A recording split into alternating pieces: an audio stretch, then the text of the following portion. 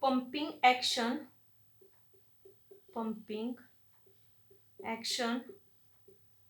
of heart. Here heart is pumping organ,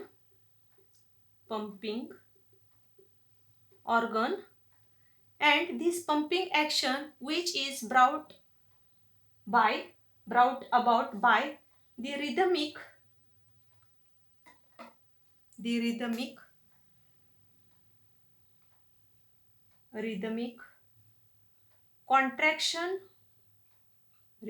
contraction and relaxation.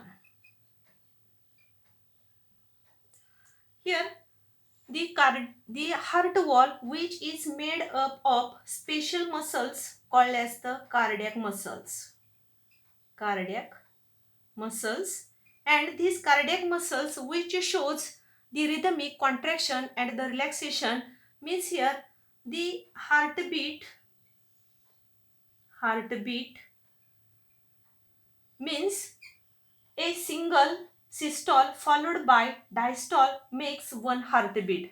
Means here one heartbeat means one systole and one diastole.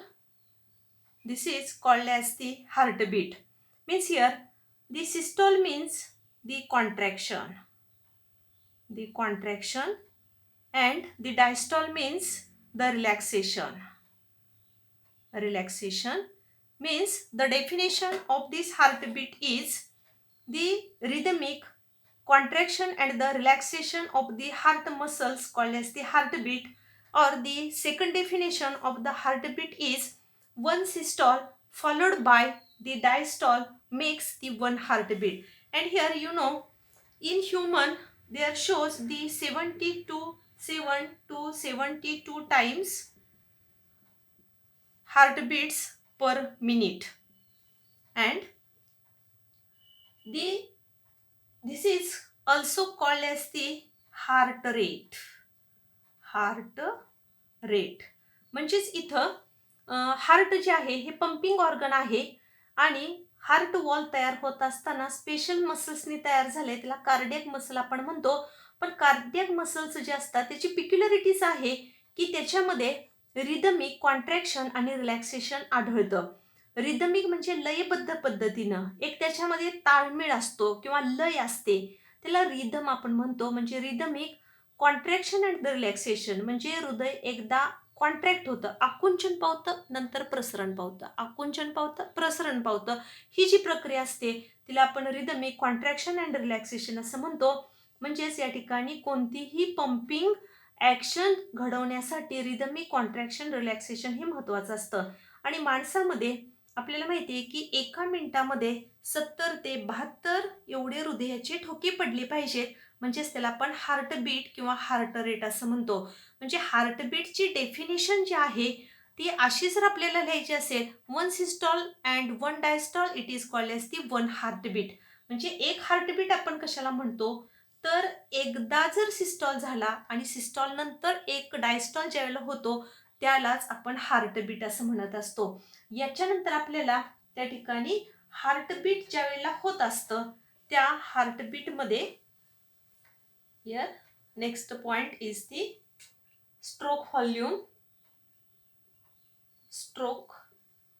volume. Here stroke volume means during each heartbeat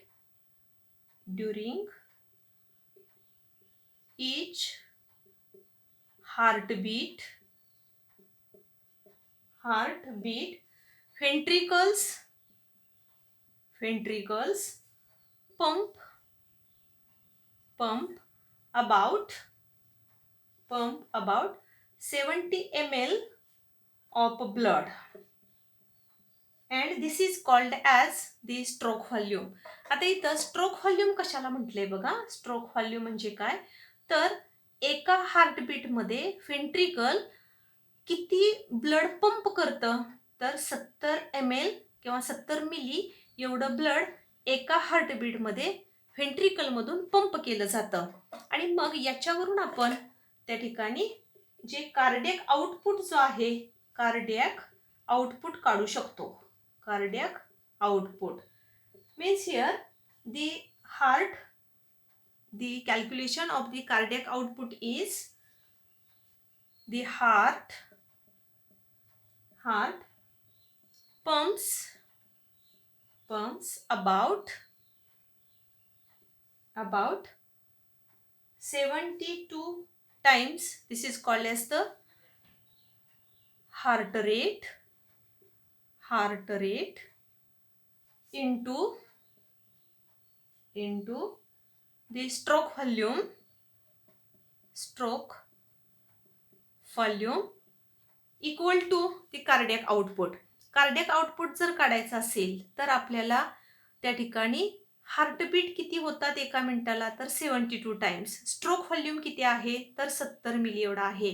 म्हणजेच या ठिकाणी जर आपण याचं calculation केलं तर 5040 ml means approximately 5 litre of the blood pumps per minute. म्हणजे एका मिनिटाला आपल्या हृदयामधून त्या ठिकाणी अप्रॉक्सिमेटली 5 लिटर एवढं ब्लड पंप होत असतं. कॅल्क्युलेशन कसं करू शकतो किंवा डेफिनेशन आपण लिहू शकतो. Cardiac output is defined as heart pumps about the 72 times per minute into the stroke volume. This is called as the cardiac output. म्हणजेच the heart rate per minute into stroke volume equal to cardiac output. म्हणजे heartbeat जे आहे ते त्याचा गुणाकार आपण stroke व्हॉल्यूमशी जर केला तर कार्डियक आउटपुट आपण कॅल्क्युलेट करू शकतो. त्यामुळे इथं जे हार्टबीट्स आहेत ते आपण 72 टाइम्स घेतलेत. स्ट्रोक व्हॉल्यूम हा आपण 70 ml घेतला आहे. त्यामुळं एका मिनिटाला हृदयातून 5 लिटर एवढं ब्लड पंप होत असतं.